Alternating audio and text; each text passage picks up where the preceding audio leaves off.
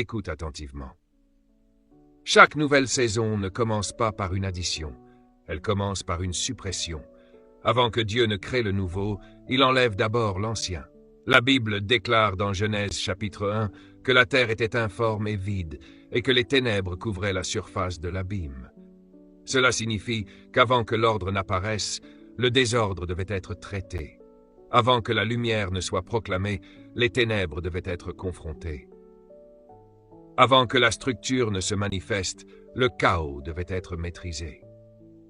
C'est pour cette raison que beaucoup de personnes prient sans cesse pour une nouvelle année, un nouveau niveau, une nouvelle onction, une nouvelle percée, mais elles ne l'expérimentent jamais.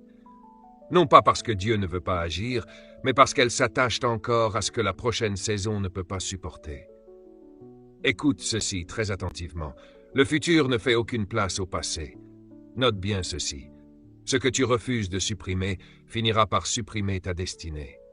La vie est gouvernée par des lois. Et l'une des lois les plus puissantes du royaume est la loi de la capacité. Dieu ne versera jamais du vin nouveau dans de vieilles outres. Non pas parce que le vin est mauvais, mais parce que l'outre ne peut pas supporter la pression de ce qui arrive.